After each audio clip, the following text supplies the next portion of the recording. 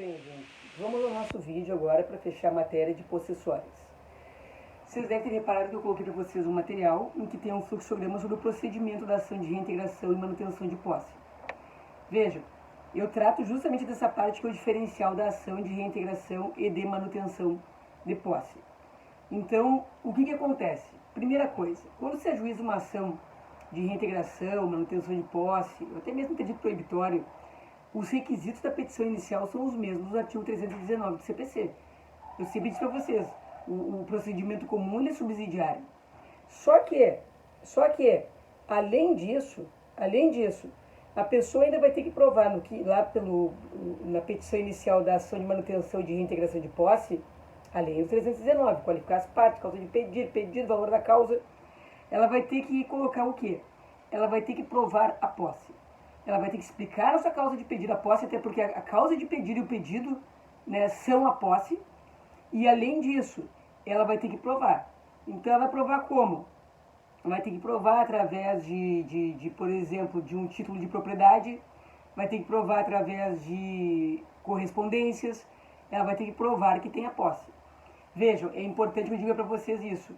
A propriedade não se discute nas possessórias, mas a propriedade pode servir de fundamento para eu provar a minha posse. Inclusive é proibido discutir propriedade enquanto se discute uma ação possessória.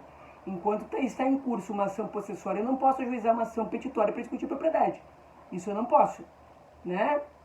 Mas eu posso usar a propriedade como fundamento. Então, provar a posse. Provar também o esbulho ou a turbação. Eu tenho que provar que alguém está esbulhando ou turbando. Então, eu posso fazer isso, por exemplo, com fotos, uma ata notarial. Eu até mencionei na ata notarial porque eu tive um caso que a pessoa acusou meu cliente de ter invadido, né, parte da fazenda dele e usou uma ata notarial para isso, porque o notário teria então feito a ata notarial dizendo que a cerca construída seria nova, né? Então pode ser uma ata notarial, pode ser foto, enfim, e até mesmo testemunhas, que depois nós vamos ver a questão da audiência de justificação. O que mais eu tenho que provar na petição inicial? A continuação, a data da turbação e do esbulho. Porque a questão de dizer assim, ó, quando aconteceu o esbulho, quando aconteceu a turbação é importante? Porque vocês sabem que é aí que vai se definir o procedimento. Por quê? Porque se for uma posse nova, vai ser procedimento especial. Se for uma posse velha, vai ser procedimento comum. E por fim, né, provar a continuação da posse ou a perda da posse. Se é no caso de manutenção, provar que eu continuo lá, mas sendo turbada. Se é no caso de esbulho, provar que eu perdi a posse, ou parcialmente, ou totalmente. Então eu tenho que fazer isso. Também é importante mencionar que o pedido liminar vai na petição inicial, né? Então, fiz minha petição inicial. O que pode acontecer nesse ponto? Eu vou dizer para vocês, acho o CPC meio mal escrito, assim. O CPC, ele dá a impressão seguinte, que parece que o juiz ou ele defere a liminar ou ele marca a justificação. Não. O juiz, quando recebe minha inicial, se eu pedir liminar, que é o normal, né? Ninguém vai entrar com uma ação possessória e deixar que as coisas aconteçam. Vou esperar a sentença, não tenho pressa. As pessoas pedem liminar. Vejam, quando eu peço liminar, o primeiro caminho do juiz é deferir ou indeferir, de plano, sem marcar audiência. Ele pode estar convencido de que eu não tenho direito a liminar enquanto eu não provar no curso da instrução processual, né, a minha posse. Ou ele pode deferir de plano, inclusive sem ouvir a parte contrária. Tanto faz. De qualquer caso, qualquer hipótese do deferimento ou indeferimento, cabe agravo de instrumento. Como vocês sabem, porque é interlocutório de tutela de urgência. Muito bem. Agora, diferente é o juiz ficar com dúvida. Vejam, não é o caso dele deferir a liminar e não é o caso dele indeferir. Por exemplo, tem um caso que eu advogo, né, para o réu, que o autor ele pede a reintegração de posse para o meu cliente, de um apartamento. Mas o sujeito é patético, não é porque ele é a parte contrária. Ele inventou uma história tão louca que o juiz indeferiu de plano e quase já jogou improcedente de plano a ação. Porque o juiz pode estar convencido de plano que não é caso de deferir a liminar. Ou ele pode estar convencido de plano que é caso de deferir a liminar, para reintegrar a posse, para manter a posse. Então, quando o juiz ele tem essa certeza de deferir ou indeferir, ele defere ou indefere. É diferente de quando ele tem dúvida. Ele tem uma dúvida. Será que eu defiro será que é caso? Essa pessoa me parece que tem razão no que está dizendo, mas não estou convencido. O que o juiz faz? Ele marca audiência de justificação. Essa é uma audiência que ela é marcada para o juiz ouvir testemunhas levadas pelo autor e até mesmo ouvir o próprio autor, para ele decidir se ele vai dar ou não a liminar. Vejam, o réu ele vai ser citado para comparecer nessa audiência. Ele não pode levar testemunhas. Ele não pode. Ele pode, no máximo, contraditar o autor, fazer perguntas. Ele não pode levar testemunha. Por quê? Porque essa é uma audiência para o autor provar que tem direito a liminar. É para o autor provar. Então, o que acontece? Petição inicial, pedido liminar. O juiz defere ou indefere, cabe agravo. O juiz ficou na dúvida. O que acontece? O juiz ficou na dúvida. O que eu faço? Dou, não dou? Estou achando que a pessoa tem razão, mas não estou convencido. Indúbio, marca a audiência de justificação. Né? O que acontece? Se o juiz não marcou audiência, ele deferiu ou indeferiu, manda citar o réu. Vai mandar citar por AR, por oficial de justiça, vai depender do caso. O réu vai ter 15 dias para contestar a juntada do AR, do mandado, porque o juiz não marcou audiência. Agora, se o juiz marcar audiência de justificação, o réu vai ter 15 dias para contestar, né? Mas vai ser a contar do momento que o juiz decide a liminar, que pode ser na própria audiência ou após a audiência. Então, se o juiz na audiência disser assim, ó, defira liminar ou indefira liminar, os 15 dias do réu começam no primeiro dia seguinte à audiência. Se o juiz disser na audiência assim, ó, gente, eu ouvi todo mundo aqui na audiência agora, daqui a 5 dias eu decido, vai ser a contar do dia que ele decide que o réu é intimado no primeiro dia seguinte. Geralmente, eu vou dizer a vocês, quando tem audiência de justificação, o juiz decide na audiência se ele defere ou indefere a liminar, quando então, depois disso, passa a contar o prazo do réu. Bom, então esse aqui foi um fluxograma que eu fiz para vocês, exatamente com essas palavras que eu estou usando agora, para vocês entenderem essa largada inicial aqui do processo, para vocês compreenderem esse início. Depois eu fiz uma explicação, né? Expliquei para vocês, até uma recapitulação, que a reintegração cabe no caso de esbulho, pelo 560, e a manutenção no caso de turbação. A petição inicial, expliquei do 319, do 561, que são esses requisitos que eu falei agora para vocês, que tem que ser provados. Então eu coloquei aqui para vocês, ó, incumbe o autor provar a posse, por exemplo, com um contrato de locação, né, com correspondências, além de outros meios de prova, inclusive ata notarial. Vocês sabem que os meios de prova hoje em dia eles estão mais diversificados, né? As pessoas até por WhatsApp, mensagens e tudo mais, gravações, vídeos, né? Então ele tem que provar a posse dele. Ainda, né, eu coloquei para vocês o que eu comentei agora. A propriedade não se discute, mas eu posso, para provar minha posse, juntar, por exemplo, a matrícula do imóvel para provar que ele é meu e que em decorrência dessa propriedade eu tenho a posse, claro. Eu posso juntar a matrícula do meu imóvel dizendo, olha, esse imóvel é meu, eu adquiri, está aqui ó, no ano tal, e eu tenho a posse dele. Então eu posso fazer isso? Claro que sim, né? Não tem problema nenhum. Ainda,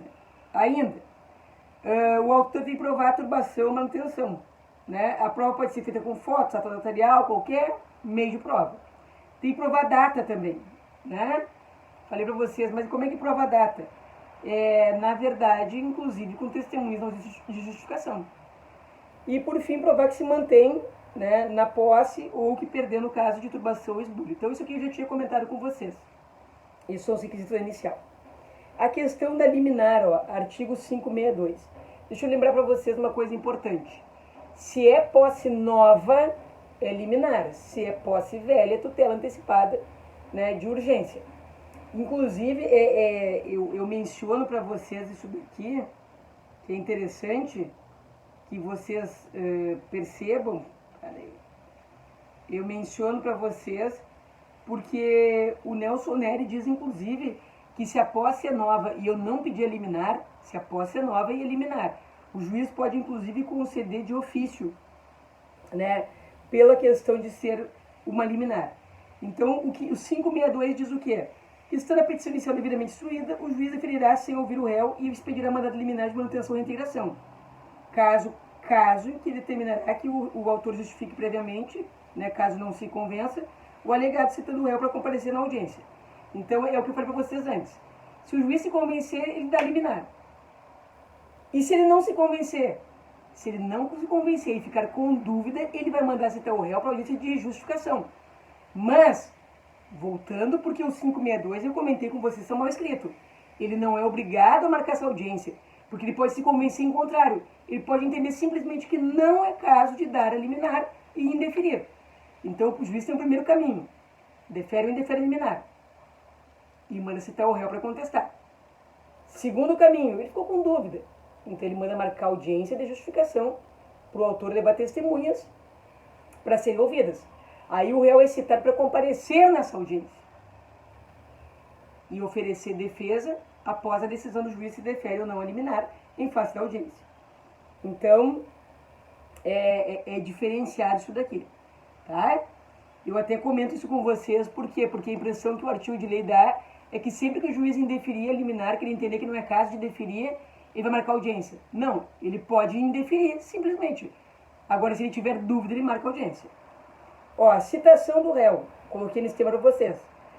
O réu, na hipótese de juiz deferir ou indeferir liminar, que daí ele não marcou audiência, sem ouvir a parte contrária, será citado para oferecer defesa em 15 dias, da contrária juntada do mandar ou do AR, dependendo do meio como for citado.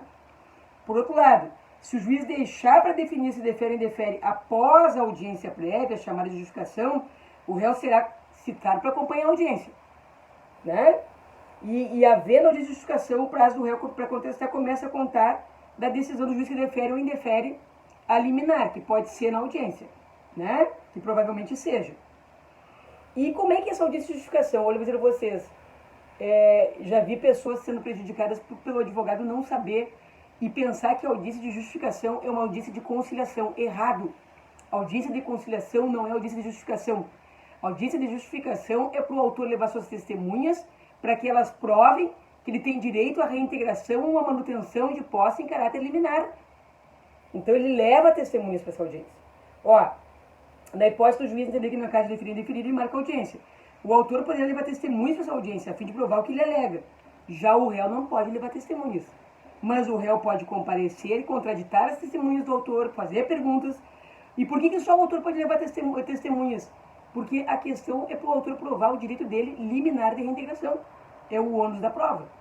Então, se o juiz, com base nessa audiência, entender que está provado o direito do autor de ser reintegrado, ele vai reintegrar. Se não, ele indefere. Se é que ele já não fez isso de plano.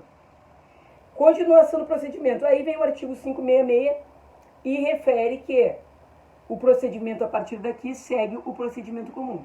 Então aí vocês já sabem, réplicas, tréplicas, produção de provas, sentença, apelação e por aí afora. E é expresso, né? Olhem bem, aplica-se quanto ao mais o procedimento comum. Então, se vocês olharem, o grande diferencial está nessa fase postulatória, porque de resto segue o procedimento comum.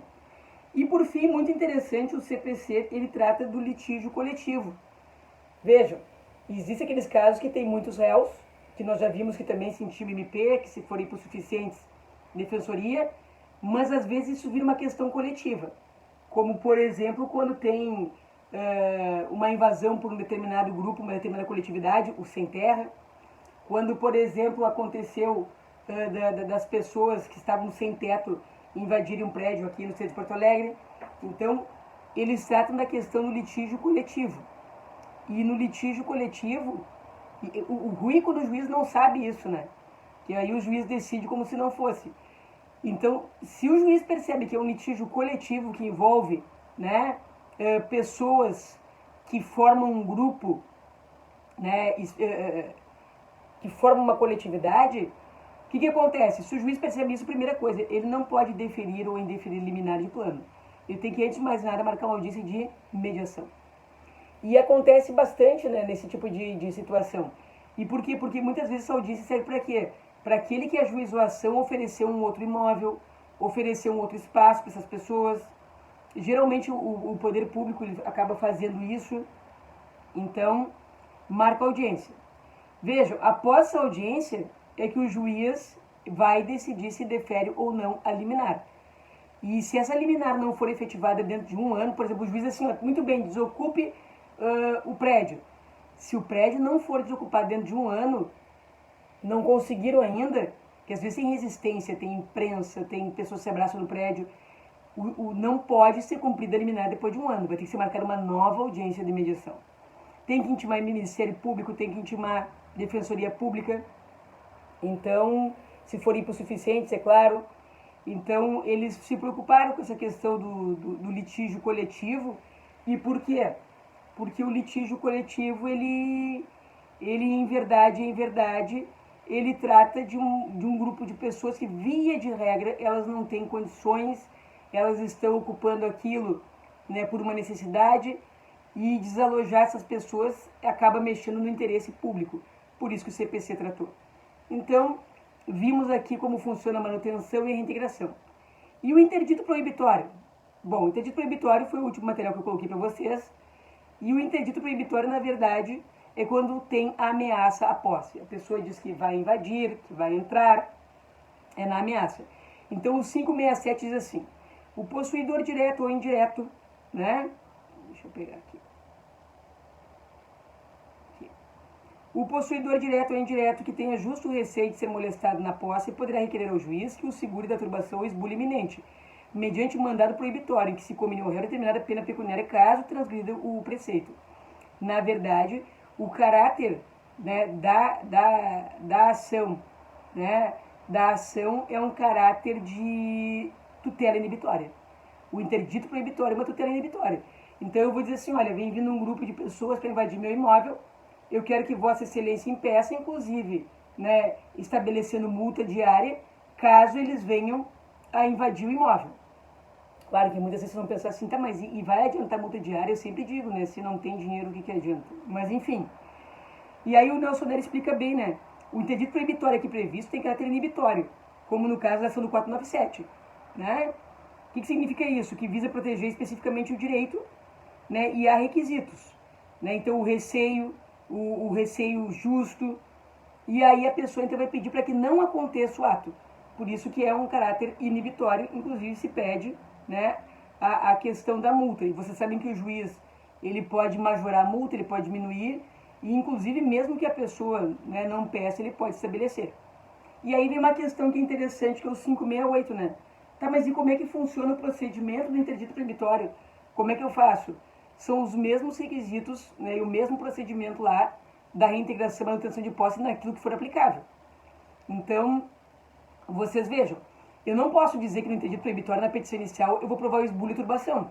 Por quê? Porque não existe esbulho ou turbação no interdito proibitório. Mas o que eu vou ter que provar então na minha petição inicial? A ameaça, né? O que acontece? O juiz pode me dar liminar ou pode não me dar liminar. E se ele não der, eu agravo. Se ele der, a outra parte agrava, ele fixa a multa.